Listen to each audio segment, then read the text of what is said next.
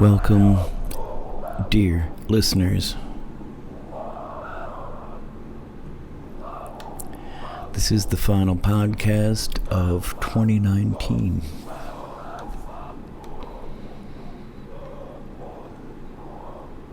Listen back to a full year of interviews. This week, my guest is Charlie Parr, primarily guitarist and singer-songwriter with his new project, Portal 3.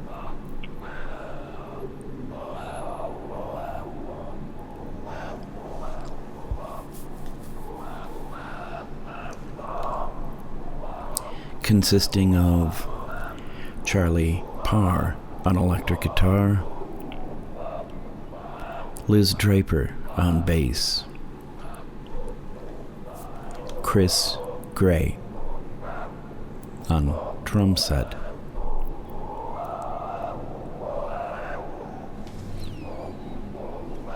I have an excerpt of their performance. Following that will be the interview with Charlie.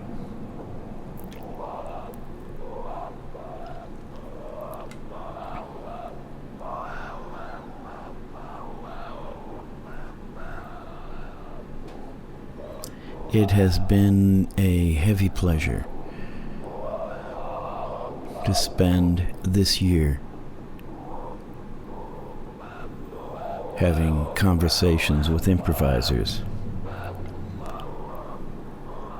Listen back to the other 41 episodes.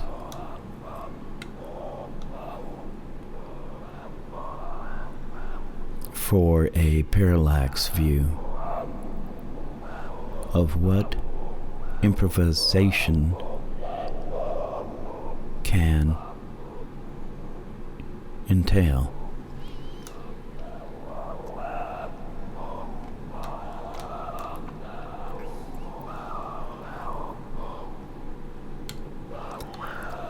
I am your host, Paul Metzger, and as usual, the podcast is brought to you by the generous support of the Khyber Pass Cafe.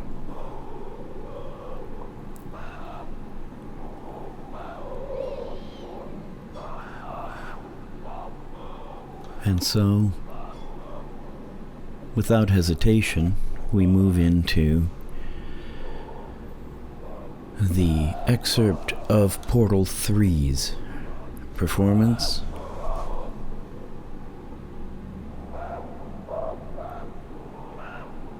and into conversation with Charlie Parr.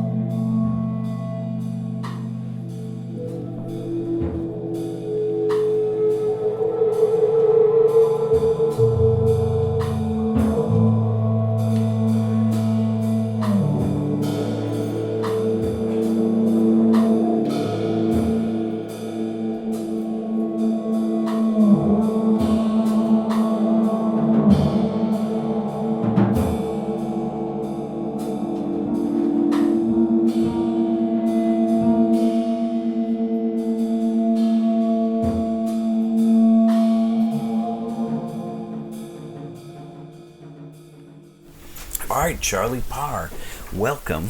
Thank you. Yeah.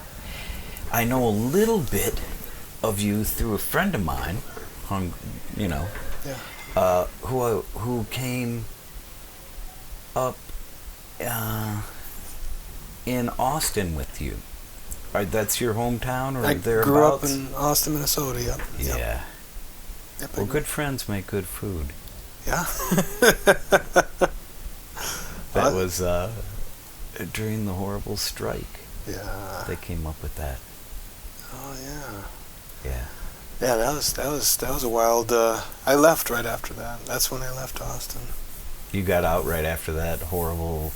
I was in meltdown. I was in the process of trying to leave because I dropped out of high school in '82.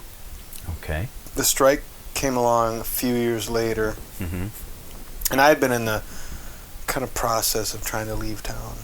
Yeah. And all of my friends had moved up to Minneapolis all of my friends moved up to Minneapolis, and most of them lived in one house over by Dinkytown. And I really wanted to come up and, be part of the scene up here, The scene as in cats that had come up from Austin, or the general Minneapolis music scene? Both.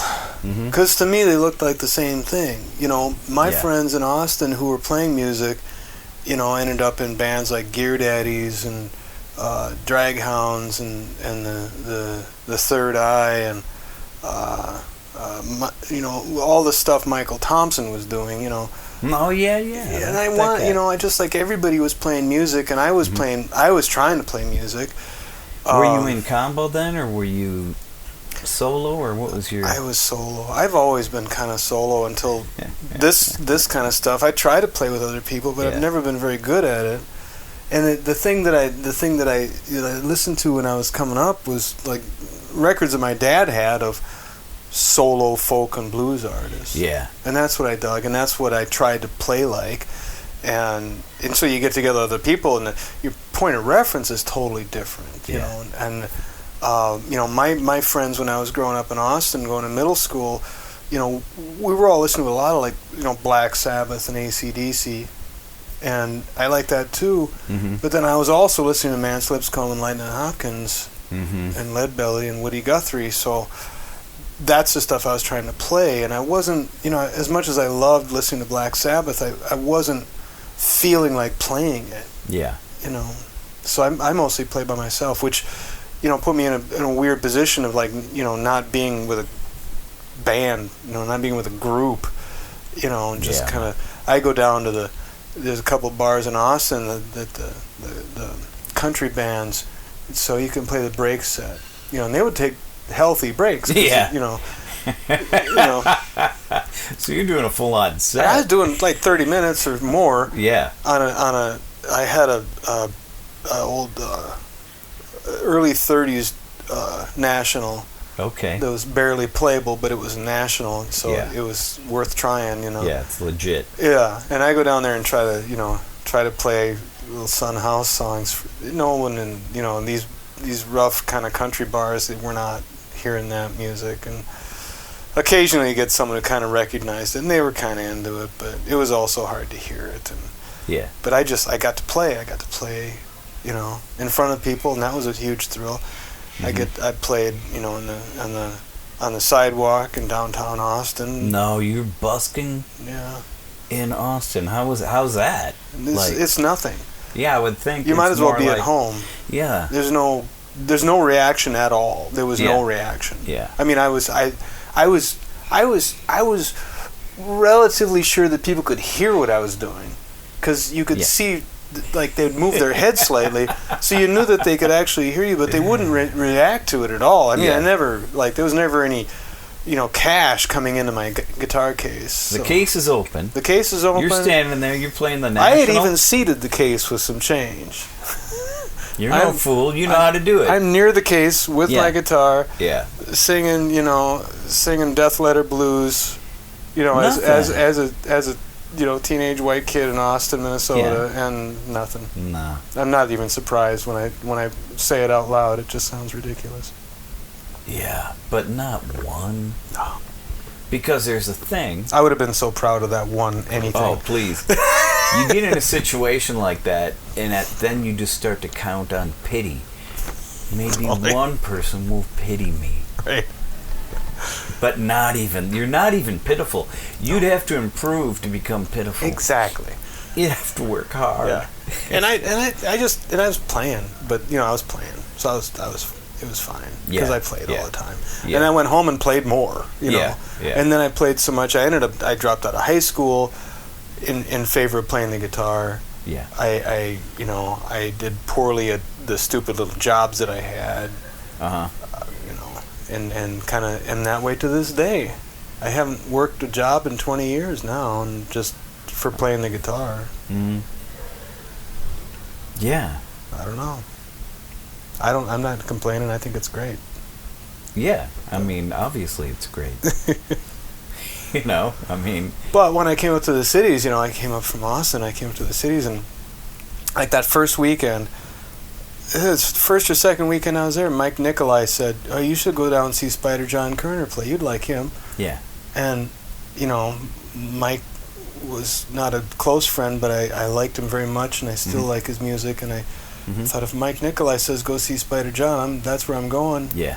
And I was hanging out with him and Baby Grant Johnson trying to play blues, and I went down and I see Spider John on Sunday at the Viking Bar. At the Viking, yeah. So sometimes there's 6 or 8 people there. Yeah. On Thursday, I'd go down to the Times Bar on Nicollet. Yeah. Downtown, and see Dave Ray and Tony Glover play. Yeah. Friday, I would wedge myself into the 400 Bar to see Willie Murphy play the piano. Okay. And then Saturday, I would just, like, whoever was playing around town, sometimes guitar players like Phil Haywood used to play around a lot. I'd go see him play. He played at the Riverside Cafe. The Riverside Cafe was right around the corner. I lived in a rooming house on the West Bank behind the Mixed Blood Theater. Oh, okay. So and so I could just go down there, or go downtown. I like to see the Cows play. Yeah. Anytime I got to see any of the kind of, at that point, seeing Husker Du, their replacements was kind of a little tougher, but you could see them. Yeah. And I did. So what year about, like? 84. 84. Somewhere in there. Yeah. 84 to, I don't know. I left Minneapolis to go to Duluth in 99. So. Okay, so that's a pretty long stretch. That was my span. Yeah. And it was great. I loved it. I gave up, the jobs that I had, if they got in the way of my schedule, I quit. Yeah, yeah. So you were convinced early that was your work. Sounds like. I was convinced that that's what I loved and that's what I wanted to do, but I never really thought of it as something that I'd be able to do.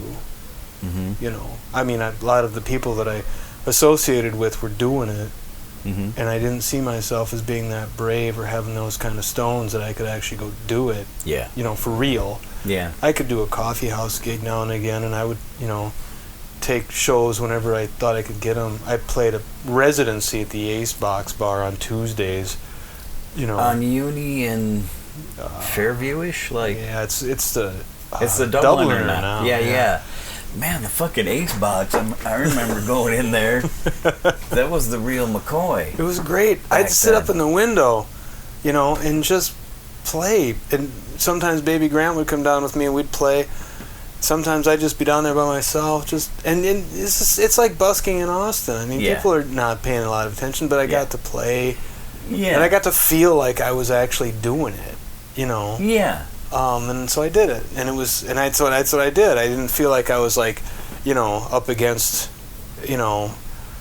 or doing it as a career, like, kind of competing with anybody. I just felt like I was getting to do something that I didn't get to do before, and then I'd go back and work at the temp agency, or I, had just all number of warehouse jobs and landscaping jobs in the summer and junk like that. So. Mm-hmm. It was only after I moved to Duluth that it seemed like I could actually play music. And what changed up there for you? Duluth is the first weekend I was in Duluth, I met Alan Sparhawk. Okay. And he was really encouraging. Mm-hmm. And I don't even know what changed. What changed when I got to Duluth is suddenly there was a lot of places to play. I was like a new thing, so people would come and see me play. Meat. Yeah. Yeah. But Lowe was also doing really well in Minneapolis, so when I came back down and looked for gigs in Minneapolis, they said, "Oh, you're from Duluth," and I wouldn't correct them, and they'd say, "Oh yeah, we love Duluth. Sure, you can play here." Oh right. And suddenly I'm not part of the scene anymore. I'm coming from somewhere else, and I got shows, I got gigs. Oh, so up there you're from somewhere else. And down here I'm from somewhere else. You're always like the out-of-towner. And as time went on, and I started to inhabit this what do you call it? The transient musician, itinerant folk singer kind of motif.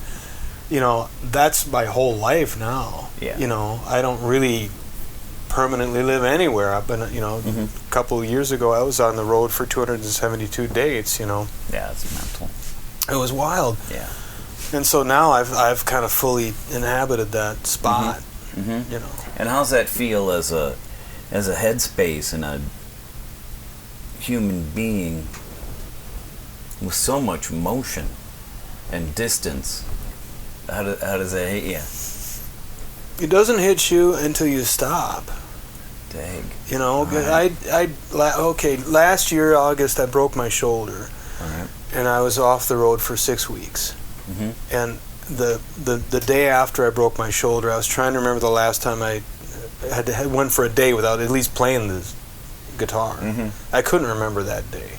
Yeah. And then, of course, as that first week went on, they hadn't even operated on it yet. The surgeon was still saying, "I don't even know what to tell you yet because it's so swollen up. It was such a bad accident that said until the swelling goes down and we can see what happened, I can't tell you if you're going to be able to play again." And so that first week, and of course after the operation, he said, "You're going to be fine. We're going to have you back on the road again." Mm-hmm. But that first week, I was from contemplating just whether or not I was going to be able to do it without. Right. Killing myself because I didn't know what my identity was going to be without music. To trying to figure out what else I could do. I felt pretty unemployable. 52 years old. I mean, I haven't got any skills. I worked odd jobs and this and that, and played guitar all my life. Yeah. So yeah, it doesn't really mess with your head until you don't do it. I mean, it feels totally natural now to get up in the morning and wonder where you are. Yeah. Once you figure out where you are, then you have to figure out where you got to be, and then you go there and you start that process again. Yeah.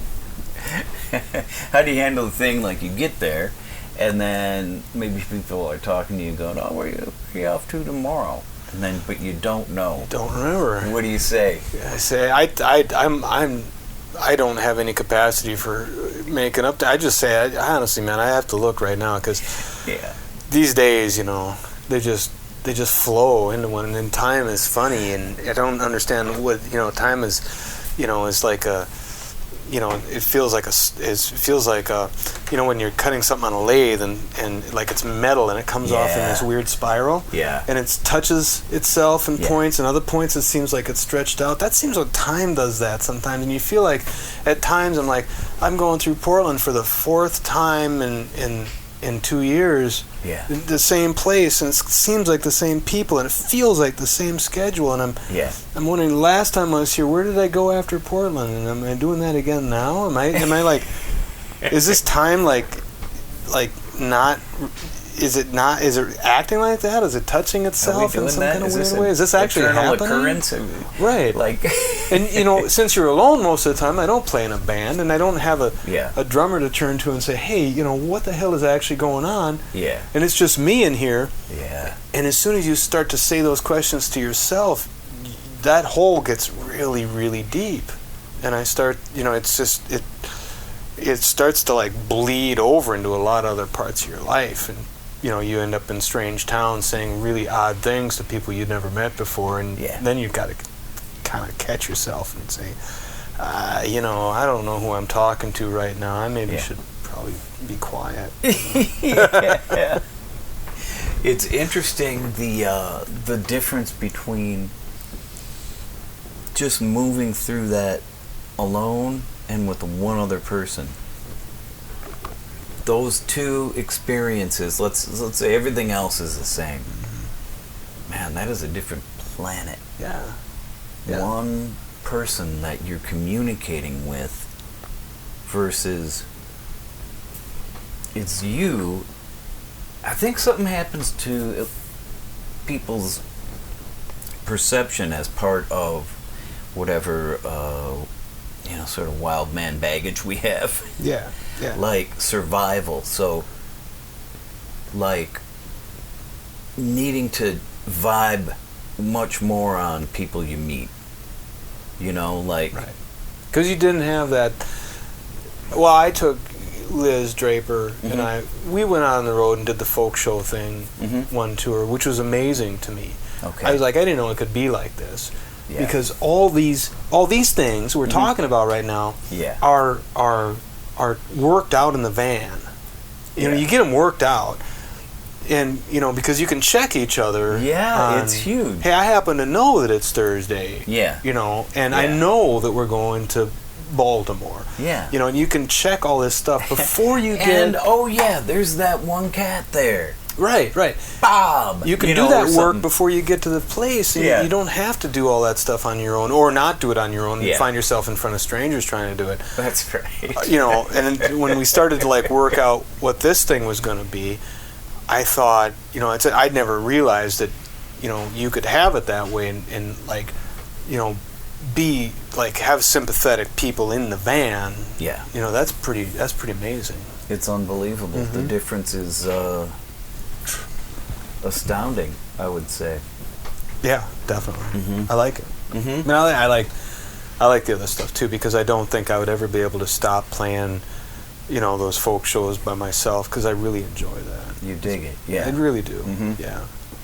And so then there's that life and movement for you, and then this trio, is that your first sort of group, you know what I mean? Like where you're playing with some other cats on the reg and it has a name, and is this it for you? This is the first one.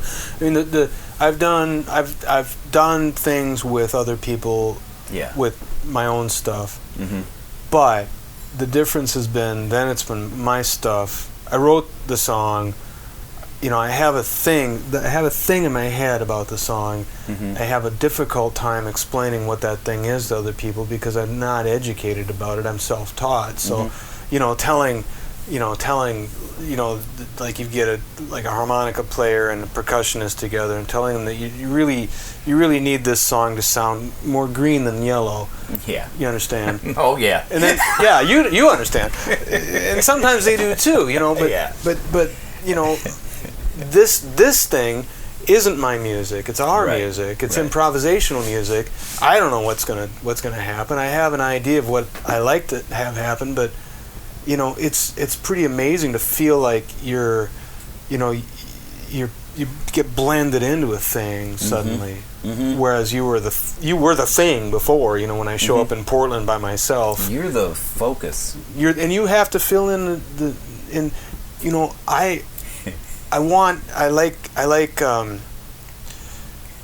like this idea that like old time music and like pre-war kind of country blues has a drone that threads its way through it, and I love that, and you can feel it when you lose that drone. So I do a lot of work when I'm practicing by myself or when I'm playing solo shows. I do a lot of work to try to maintain that feeling of there's the drone, there's the thread that the song kind of sits on top of. It's incredible to play in a group that drone is always going on. It doesn't really go away. When you start to lose it, the other two people have it there for you, and you can rely on them to keep that foundation steady. And that feels, it spoils me in a way. You get back to my solo show, and I'm like, I've got to keep this work going. You have so much more weight to carry, as just you in a chair. Whereas two other cats, they aren't your work. Right. You're part of it.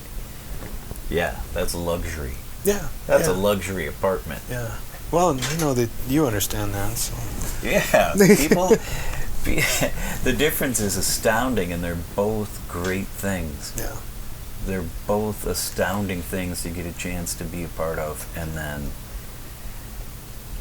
there you are. You have that now. Yeah. And at a pretty late, I'm not saying late stage, but you put in a decade solo. No. And then now this is a new thing. Yeah. Yeah, I think that's cool. Yeah, I'm excited about whatever's coming next with it. I mean, and I've listened to the music that I've listened to over the years. Well, like even when I moved to Minneapolis, I was so excited to be able to get to go hear just a wide variety of music. Kind of everywhere. That was a really good time, I think. That was in town in like 83, 85 in that zone. There were a lot of different kinds of combos. There was tons of stuff going on, and there would be weird I remember the West Bank Festival. Yeah, Cedar something. The Cedar Fest. I think in one afternoon I saw TVBC. I saw the Meat Puppets. Oh yeah, I remember that year. I saw it just like in Spider John playing on the sidewalk in front of Palmer's. That's insane. And I'm like a pinball, going around that festival, thinking, look at all this stuff here, Yeah. And we go out and see all kinds of different things. And I was just, and my listening habits have been like that, especially since then, and they're deepened now, into listening to a lot of different kinds of things. But I never really thought that I would get to break too far away from, folk guitar, blues guitar kind of world, and so it's been good. Yeah, that's really cool. So tell me a little bit. I know you got to set up and prepare your outfit for this evening. Yeah. But so I won't keep you too long. But how is it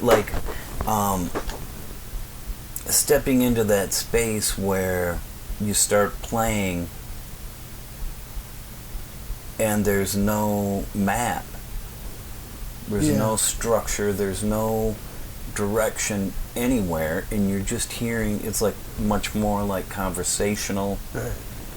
and it evolves. I mean, that's huge to step out of the song structure into an open structure. I mean, it's a very big deal. Yeah. I mean, because to me it feels like normally I'm by myself, I'm having a conversation kind of internally. I'm not listening to anything else. I'm certainly not listening to the audience chatter or anything. I'm listening to something inside of me. But it's like playing chess against yourself. Yeah. You can't really spring anything on yourself.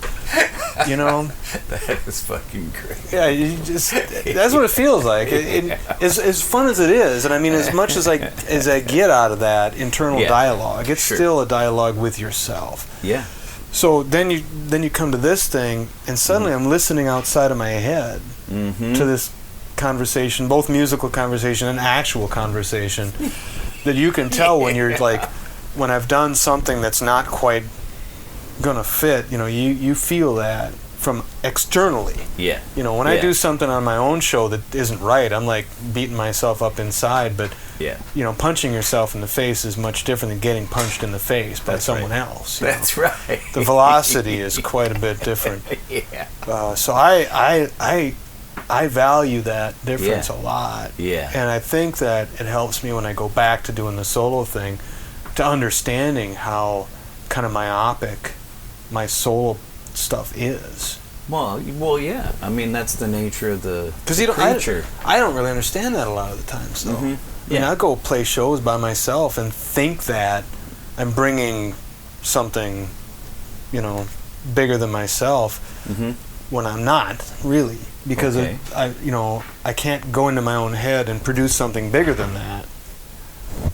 I can't anyway. I know a lot of performers who can, but I'm not one of them. It's something that can happen, though. I know it can happen. I don't feel like it's something that I do either easily or naturally or maybe even well. I think, and I think it's something that in my experience, if I try to do that, it really isn't going to work. Oh yeah, that's one of the things you can't try to. I felt that kind of transcendence before it shows, and as soon as I feel it, it goes away. Yeah, it doesn't abide observation well at all. Yeah. No, and I know it's there, and I know it can happen. Yeah, I feel like I've gotten there at points. I recognize it after the fact. Yeah, yeah. That's kind of how it works. Yeah. It's crazy. Yeah. It's crazy. I mean, I've thought about this topic a lot. But it's astounding that it's almost proof of the metaphysical. And that's saying quite a bit. Yeah. No, I think that's right. I think that's crazy. Right. Because as soon as you put your mind on it, you just blow the whole thing to pieces. Yeah, which is kind of a superpower. Yeah, exactly. Because I don't think I can help it. Because I'll start like, now here we go. Like, no. Yeah. No, guess not. I got to stop thinking. Now that I'm thinking about it, I'm never going to get it back. But it's funny because on this topic, I think a lot about the early Sufi poets and how they wrote. So like Kabir and Rumi and Mirbai, those three are the ones I've read, so I'm sure there's a billion others, but the way they talk about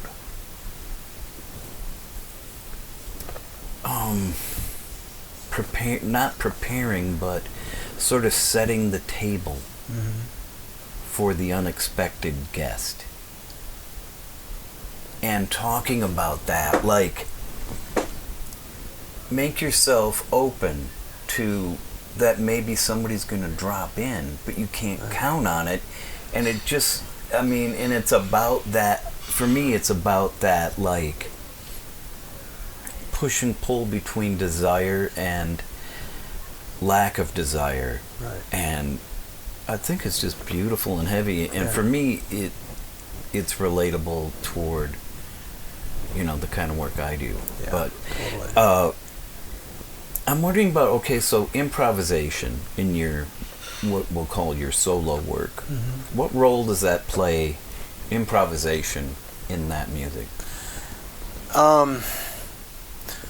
Well, I've been saying this for a while, but, because I don't think that the songs that I write are ever done. You don't, it's not like being a painter or being an author. You don't write something down or paint a picture and give it to someone and then get to edit it later. With what I do is like I get out on the stage, and I like performing. I don't really care for recording that much, but I really like performing, because then, you can do just like you said. You can just like, okay, I'm gonna roughly play this song that I wrote, or the song that I learned, and kind of rearranged to my own liking, which is the thing that Spider John kind of showed me over the years. Is you can bring these things in and you can push them back out again as your own music. He's the master of that. He's the master of that. He's a walking embodiment of the folk process. Yeah, and I remember seeing him in the 70s, at mid 70s, or one of the earlier Cedar Fest things. Yeah.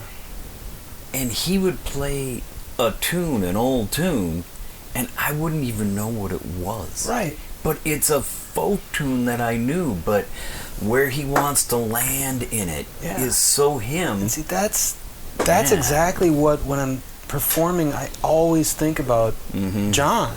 Yeah. And I think about one night when I played with him at Palmer's. Oh yeah. And I'm on stage and he's like, "What do you want to play?" And I was like, "Oh, I love your version of Leatherwing Bat."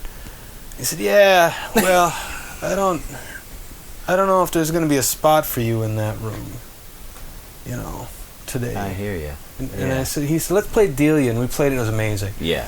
So then I played a couple songs, and then after he got done, he played Leatherwing Bat for me, and he started playing this song. Like, what's that? That's crazy. That's amazing. That's wonderful. And then all of a sudden, I'm like, it's Leatherwing Bat. The fuck? And of course, there's no room for me in there, because it's not a room I've been in before. Yeah. And so I sit down to play, and I think, the way that I like. Folk singers have to talk to the audience between the songs. It's something you're supposed to do, and I don't like doing it because I don't have. I'm not like full of self-confidence, and it takes a lot of self-confidence to do that. Yeah. So the way I've started to do talking to the audience is I just say something, whatever's in my head. All right. I'll say it, and then once it's out hanging in the air, I have to do something about it. So That's I have right. to say the next thing. Yeah. So.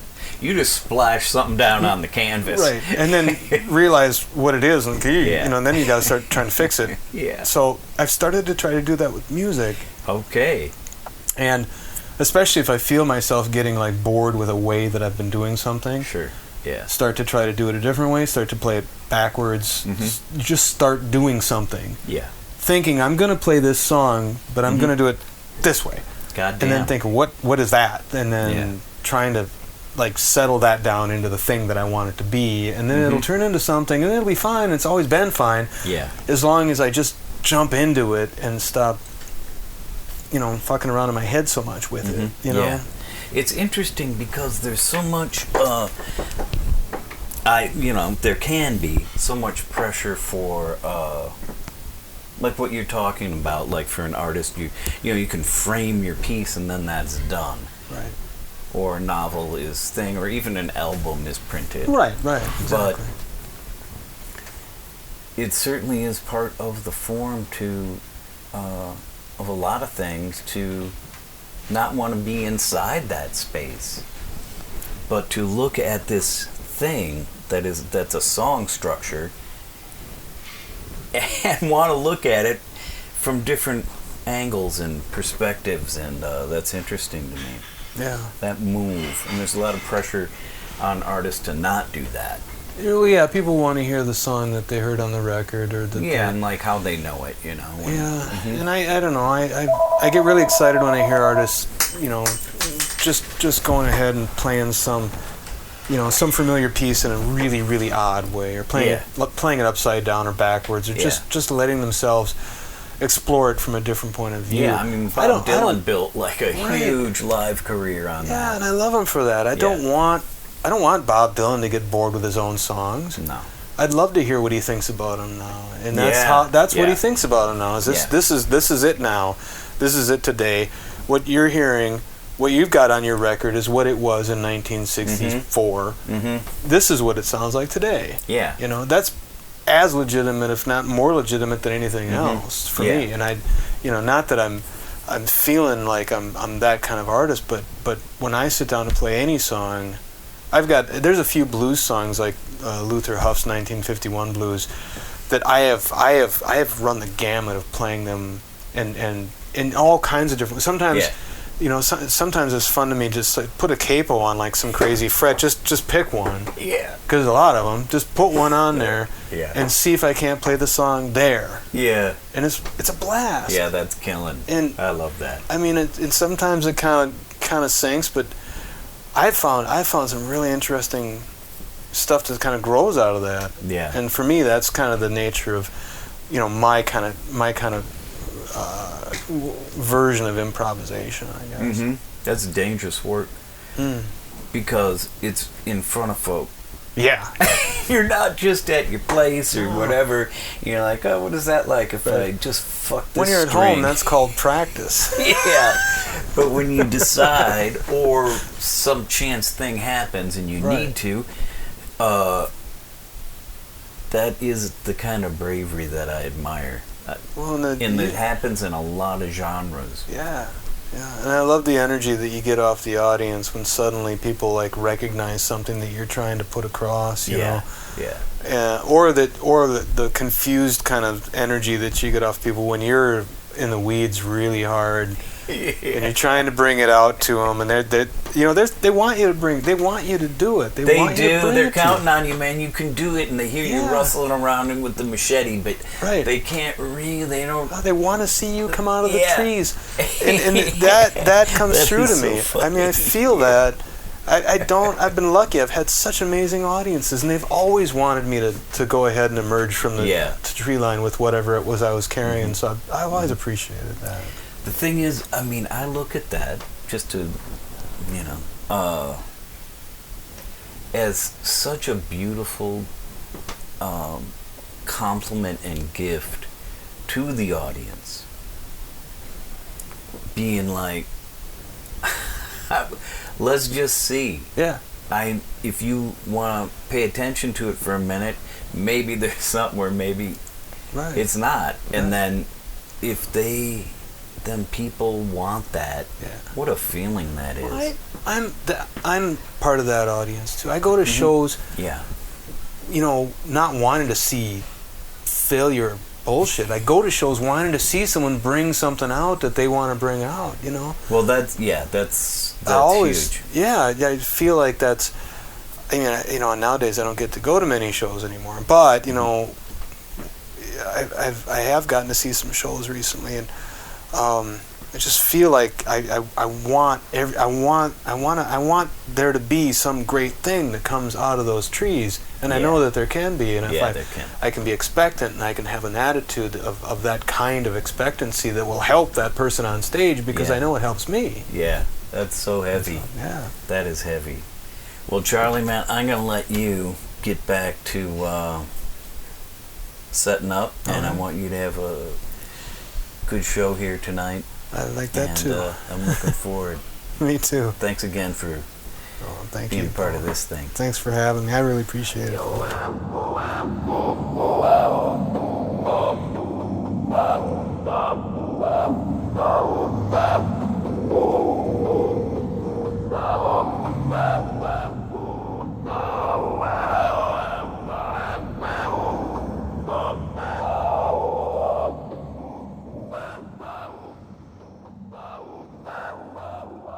And so once again, we attain terminus.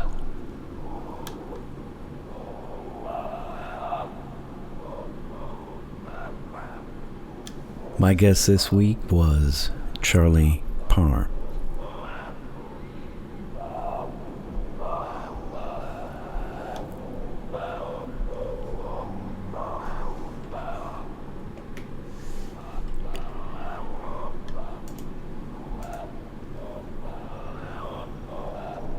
This episode brings to a close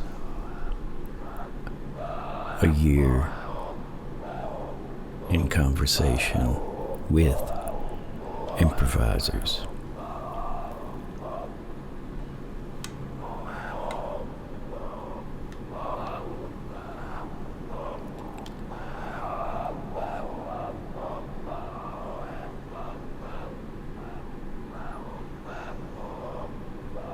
After a brief hiatus, the podcast will return for the year 2020.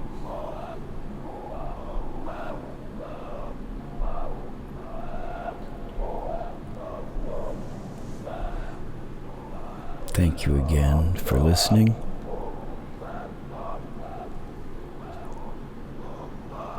I am your host, Paul Metzger.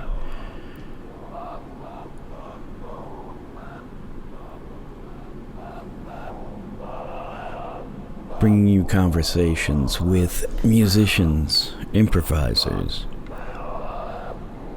who have performed at the Khyber Pass Thursday night music series.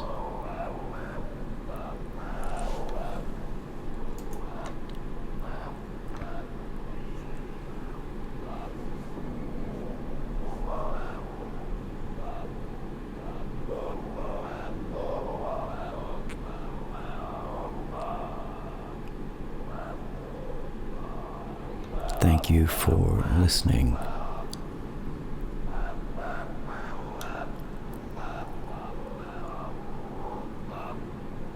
And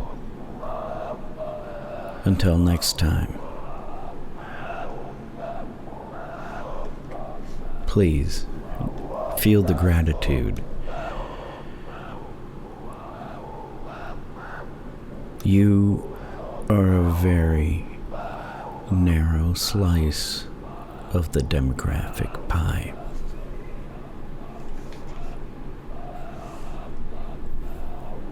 Having an interest in the avant-garde, the experimental, and live performance.